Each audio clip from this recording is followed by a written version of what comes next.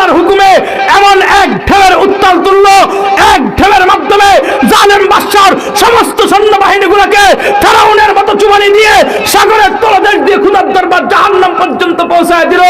আমার আল্লাহ ছোট্ট এই বালককে নৌকা দিয়ে আমার বাদশার দরবার পর্যন্ত নিরাপদে ফিরিয়ে দিল। এখন যখন ফিরে গেছে, যাওয়ার পর বাদশার মাথা ঠান্ডা না গরম? কেমন গরম? 5 তারিখ 10টার আগ মুহূর্তে, 5 আগস্ট 10টার আগ মুহূর্তে ফুল গরম। কি করবে বুঝেই পারতেছে না। এখন চিন্তা করতেছে, কয় বাদশা মাথা গরম করবার কোনো দরকার নাই, তুমি আমার মারবা, এটাই তো কথা। আমাকে মারতে হলে আমার কিছু শর্ত আছে। কি শর্ত? তুমি যদি আমাকে মারতে চাও, তোমার যত বাহিনী আছে সবগুলা একটা মাঠের মধ্যে ডাকবা, আর না হয়তো গণভবনে ডাকবা, জেনে মন চায় না হোক, তুমি ডাকবা। একটা মাঠের মধ্যে ডাকার পর সবগুলো এখানে উপস্থিত হবে। হওয়ার পর তাদের জন্য একটা খাবার আয়োজন করবো, অথবা ভাতের হোটেল দিবে, যা মন চায় তা করবা। খাবারের একটা আয়োজন করবা। আয়োজন করবার পর ওইখানে সবাই যখন আসবে, আসবার পরে আমার জন্য বিশাল বড় একটা ফাঁসির মঞ্চ তৈরি করবা। ফাঁসির মঞ্চ অথবা শুল তৈরি করবে, ওইখানে আমাকে উঠাবে। উঠানোর পর তুমি ছোট্ট একটা বক্তব্য দিয়ে আমাকে তীর নিক্ষেপ করে হত্যা করবে, বাকিরা আমি সামলাবো। তো বলতেছে ছোট্ট বক্তব্য কি? তো তুমি আমাকে মারতে হইলে শুধু তীরটা মারার সময় এতটুকু বলবা যে আমি এই ছোট্ট বালকটাকে হত্যা করতেছি সেই রবের নামে, যেই রব আমি ছোট্ট বালকের সৃষ্টিকর্তা এবং তুমি ভণ্ড খোদার সৃষ্টিকর্তা।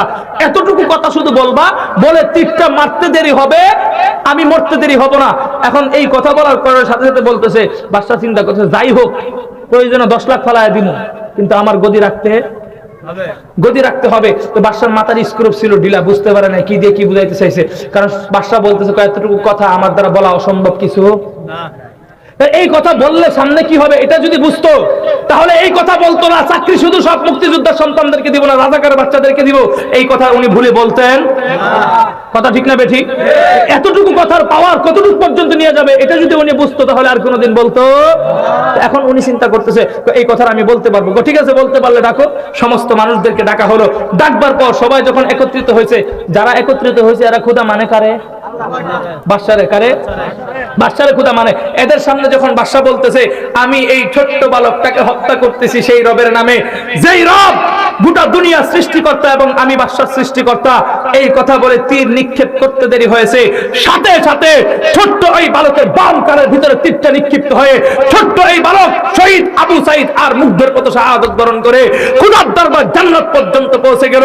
পৌঁছে যখন গেল, উপস্থিত যারা ছিল এরা দেখে কি দেখে না?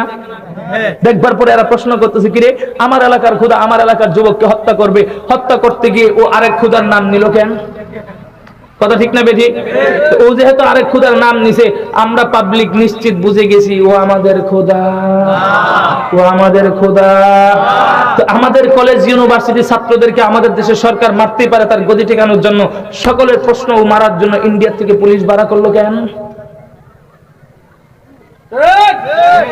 আর আসতে কও, মারলে মারো না, সমস্যা কি? ইন্ডিয়া থেকে লোক ভাড়া করলো কেন? তো পাবলিক বুঝতে পারছে ও আমাদের দেশের সরকার। কথা ঠিক না বেঠিক?